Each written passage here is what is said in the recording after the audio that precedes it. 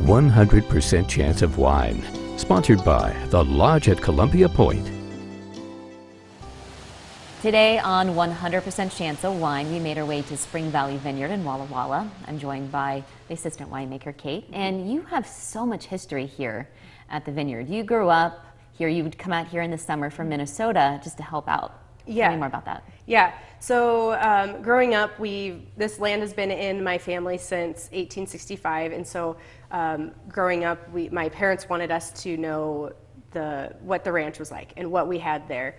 And so we would spend summers out here in Walla Walla. Originally, it was here for wheat harvest, and we would jump on the wheat trucks and go to the elevators and ride the combines and just, the horse trough was our pool that we'd play in and fill it with water. And then when we planted the vineyards, we got to start working a little bit in the vineyards. And how important is that to you that you grew up on this land and you know kind of the change that has happened?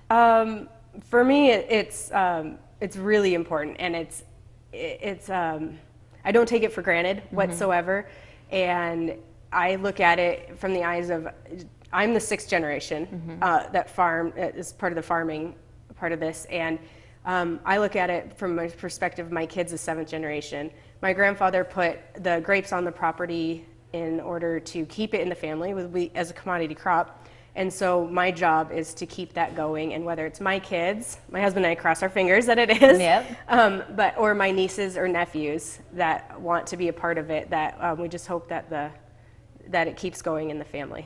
Coming here every summer, what are some of the fun memories that you can remember? Oh boy, well, before the vineyards, during wheat harvest, they would always break for lunch, so the whole crew would stop. And like along the creek, they would make a little circle and eat lunch.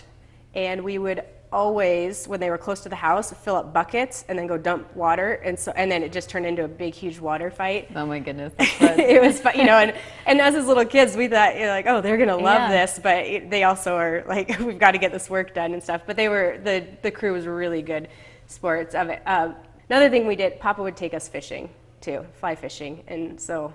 Really, really special memories with my grandparents and in the fields. Right. What were your grandparents like?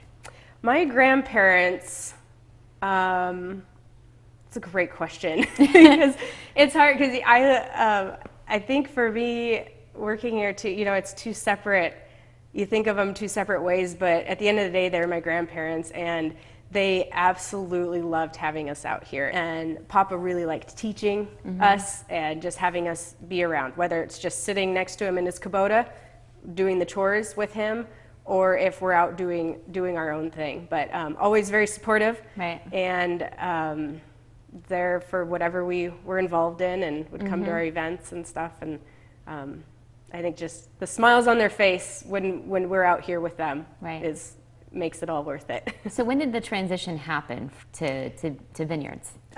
So in the early 1990s, wheat is a commodity crop. So we decided, okay, well, what else could we add to keep this in the family? And we had water already, and we had water rights. And so Papa was like, well, maybe we should put a well in and see if we can grow grapes. And so my grandpa and his two brothers, Al and Gaynor, all got together and they planted the first rows of the vineyard. And we had an acre of Merlot that we planted in 1993. And it worked, it grew. Right. Is kind of what they said, well, it grew, let's see what else we can do with it. And so we added up to about 45 acres, and we were selling our grapes to local wineries. They were making really good wine with our grapes. So we're like, maybe we should try to make some wine. Yeah. And so we kind of went that route and started keeping all of our fruit. Did you find a natural progression for you into the love of winemaking and in that whole process? I don't know, Papa and I go back and forth about the age, but he says 10, I say maybe 13, 14. But we were pulling weeds in the vineyard, and I drove the four-wheeler back to the house, parked it, and I said, this is where I'm gonna live.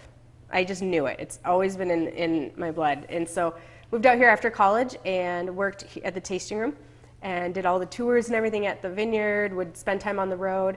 And then I really wanted to start learning more and more about in the winery and making the wine. We had, spent summers racking the wine, just helping wash the barrels and stuff. So I knew about it and I knew the process, but wanted to get my hands dirty. I really wanted to get involved in it. And so 2011, I started full time with Serge, our winemaker, making the wines. Right. And every year is a learning experience, and it's awesome. Wouldn't change it for the world.